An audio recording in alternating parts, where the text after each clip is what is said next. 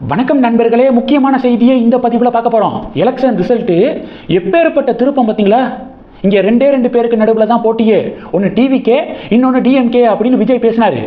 ஆனால் election result என்ன தெரியுமா சொல்லுது? டிவிகேவுக்கும் என்டிஏவுக்கும் இடையில தான் போட்டி, திமுக ரேஸ்லே இல்லை அப்படின்னு எலெக்ஷன் ரிசல்ட்டுடைய முன்னிலை நிலவரம் காட்டுது. 3வது இடம் தள்ளப்பட்டிருக்குங்க டிஎம்கே கூட்டணி.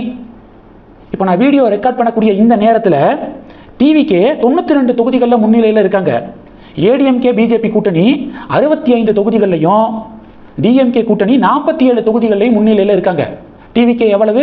92 தொகுதிகளில் லீடிங்கு. உதாரணத்துக்கு நீங்கள் மதுரை மத்திய தொகுதி எடுத்துக்கோங்களேன்.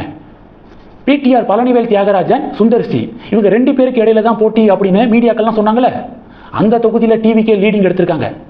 இவ்வளவு ஏன், சென்னையில் இருக்கக்கூடிய 16 தொகுதிகளில் 15 தொகுதிகளில் டிவிகே லீடிங்கு. இந்த மீதி ஒரு தொகுதி எது? கொளத்தூரா, ஸ்டாலினுடைய தொகுதியா அப்படின்னு சில பேர் கேட்கலாம். ஸ்டாலினுடைய தொகுதியில் ஸ்டாலின் 2வது இடத்துக்கு தள்ளப்பட்டிருக்காரு லீடிங்கில். டிவிகே வேட்பாளர் விஎஸ் பாபு கொளத்தூர் தொகுதியில் தாவேகா வேட்பாளர், அவர் முன்னிலை வகிக்கிறார். இப்போ வரைக்கும் 800 சொச்சம் வாக்குகள் வித்தியாசத்தில் லீடிங்கில் இருக்காரு. சிஎம்ஏ முதல் சுற்று முடிவில் பின்னுக்கு தள்ளப்பட்டிருக்காரு. 2024 பாராளுமன்ற தேர்தலில் வாரணாசி தொகுதியில் முதல் சுற்று வாக்கு எண்ணிக்கை முடிவில் மோடி 2வது பொசிஷனில் இருந்தார். உடனே இண்டி கூட்டணி நக்கல் பண்ணாங்க, திமுகலாம் நக்கல் பண்ணாங்க. கருமாயிஸ் பூமராங் அப்படிங்கிற மாதிரி திமுகவுக்கே திருப்பி அடிச்சிருக்கு. போட்டியிட்ட தொகுதியில் ஸ்டாலின் முதல் சுற்று முடிவில் 2வது இடம் தள்ளப்பட்டிருக்காரு. ஸ்டாலின் மட்டும் கிடையாதுங்க, திமுகவுடைய பல அமைச்சர்கள் பின்னுக்கு தள்ளப்பட்டிருக்காங்க. கேஎன் நேரு, திருச்சியில் கேஎன் நேருடைய கோட்டை திருச்சி அப்படின்னு திமுக காரங்க சொல்லுவாங்க. அந்த கேஎன் நேரு பின்னடைவை சந்திச்சிருக்காரு. ஓபிஎஸ் சமீபத்தில் திமுகவில் போய் சேர்ந்தார்ல, ஓபிஎஸ் பின்னடைவை சந்திச்சிருக்காரு. ஆவடி நாசரு, இது மாதிரி திமுகவுடைய பல அமைச்சர்கள் பின்னடைவை சந்திச்சிருக்காங்க. போகிற போக்க பார்த்தா டிவிகேவுடைய ஆட்சி அப்படி இல்லைன்னா யாருக்குமே மெஜாரிட்டி மார்க்கு கிடைக்காது அப்படிங்கிற சூழல் தான் நிலவிக்கு இருக்கு. எப்படி பார்த்தாலும் டிஎம்கே ஆட்சிக்கு மறுபடியும் வர முடியாது அப்படிங்கிற நிலவரம் தாங்க நீடிக்குது.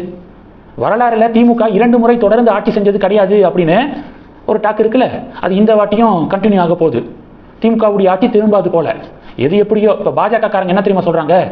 எது எப்படியோ டிவிகே ஆட்சிக்கு வந்தா என்ன, இல்லை என்டிஏ வந்தா என்ன, ஆக மொத்தம் டிஎம்கே மறுபடியும் ஆட்சிக்கு வரக்கூடாது அப்படிங்கிறதான் எங்களுடைய நோக்கம்.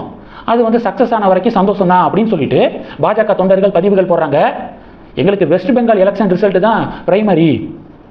ஏன்னா இங்கே அதிமுக தலைமையிலான கூட்டணி தானே. தமிழக தேர்தல் முடிவு ஓரமாக வச்சுட்டு நாங்கள் வெஸ்ட் பெங்கால் எலெக்ஷன் ரிசல்ட்டை தான் ஃபோக்கஸ் பண்ணிக்கிருக்கோம்.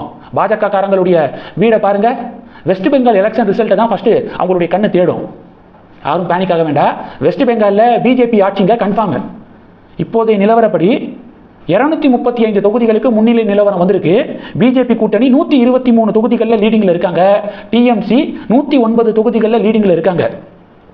தேர்தல் முடிவு பயங்கரமாக இருக்குங்க. தொடர்ந்து கணக்கில் இருங்க. அடுத்தடுத்து அப்டேட்டை நான் ஷேர் பண்ணுறேன். அடுத்தடுத்த வீடியோவில் பாஜக வேட்பாளர்கள் இப்போ கொஞ்ச நேரத்துக்கு முன்னாடி வானதி அக்கா பின்னடைவை சந்திச்சிருக்காங்களாம்.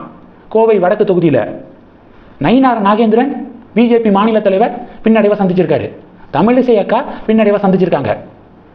பாஜகவுடைய முக்கிய புள்ளிகள் பின்னடைவை சந்திச்சிருக்காங்க. இவங்கெல்லாம் அண்ணாமலைக்கு எதிரானவர்கள். வெளியில் தம்பி அப்படின்னு அண்ணாமலையை புகழ்ந்து பேசுவாங்க, உள்ள அண்ணாமலையை எப்படியாவது சைலைன் பண்ணிடணும் அப்படின்னு துடிக்கக்கூடியவர்கள். இவங்கெல்லாம் பின்னடைவை சந்தித்த வரைக்கும் சந்தோஷம் தான் அப்படின்னு பாஜக தொண்டர்களுடைய ஃபீட்பேக்கையும் பார்க்க முடியுது. ஒரு சில பதிவுகள் போடுறாங்க ஓப்பனாகவே. இந்த செய்திகளை பற்றி உங்களுடைய பார்வைகளை மறக்காமல் கமெண்ட் பண்ணுங்கள். தொடர்ந்து கணக்கில் இருங்க. அடுத்தடுத்து நிறையா பதிவுகளை பார்க்க போகிறோம்.